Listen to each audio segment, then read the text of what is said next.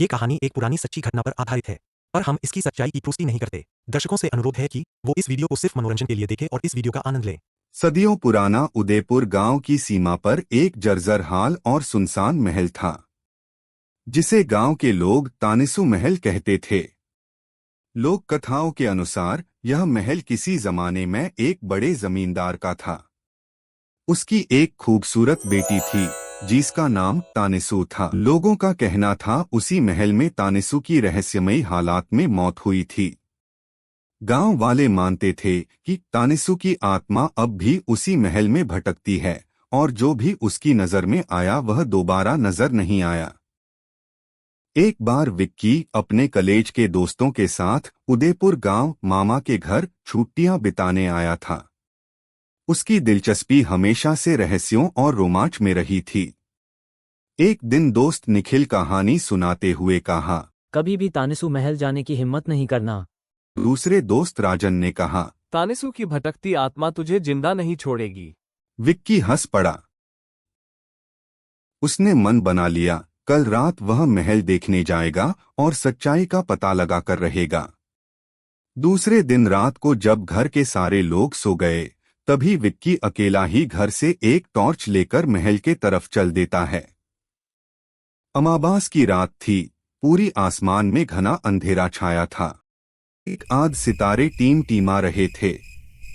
पास के जंगल से रुक रुक कर भेड़ियों के डरावनी आवाज आ रही थी। उसी रात में चलते हुए विक्की तानिसु महल के पास पहुंचता है। ऐसे ही वो मुख्य दरवाजा के पास जाता है। लोहे का जंग लगा दरवाजा चरमराता हुआ खुल जाता है। वो अंदर घुसते ही एक ठंडी हवा का झोंका लगा, जैसे किसी ने उसको छुए बगैर पास से निकल गया। महल मकड़ी के जाल और जंगली बेलों से भरा पड़ा था। खटखटाती टूटी फूटी लकड़ी की खिड़कियां भूतिया आवाजें कर रही थीं। विक्की ने टॉर्च जलाई और सीढ़ियों से ऊपर चढ़ने लगा। तभी उसे पीछे से किसी की पायल की छन छनाहट सुनाई देती है। पलटकर देखा, कोई नहीं। उसकी सीढ़ियां चढ़ने के साथ आवाज तेज होती गई। ऊपर पहुंचकर उसने एक बंद कमरे का दरवाजा देखा, जिस पर लोहे की जंजीरें बंधी हुई थीं। दीवार पर तानिसु की एक सुंदर मगर जर्जर तस्वीर टंगी थी। लंबे घने काले बाल, सफेद साड़ी और खाली आंखें। विक्की ने नीचे देखा, उसे तस्वीर के पास एक पुरानी चाबी पड़ी दिखी। विक्की को लगा शायद यही इस दरवाजे की जंजीर की ताले की चाबी है, और उसने चाबी डाल दी। ताला खुल गया और जंजीरें नीचे गिर के दरवाजा खुल गया। अंदर से ठंडी हवा का एक झोंका विक्की की और बढ़ा और दरवाजे से बाहर चला गया। कमरे में एक पुराना पलंग था, जिस पर एक सफेद चादर बिछी थी। अचानक चादर हवा में उड़ गई और विक्की ने पलंग पर टर्च मारा। सामने होश उड़ाने वाला नजारा था। उसने देखा सफेद साड़ी में लिपटी एक औरत उठ बैठी, तानिसु।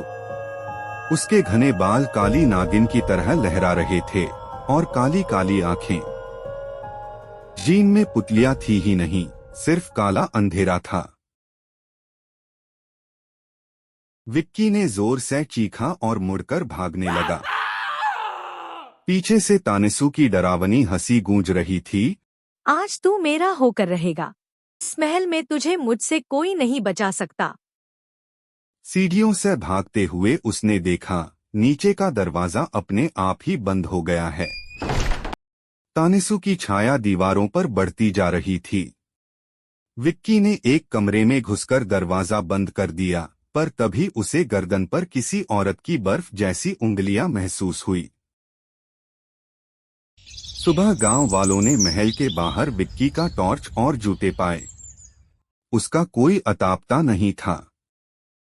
कहते हैं काला महल अब भी भूतों का महल है, और जब भी अमावास की रात में तानिसु की हंसी गूंजती है, तब गांव वाले दरवाजे बंद कर लेते हैं, क्योंकि वे जानते हैं अगली बार कौन तानिसु का शिकार बनेगा।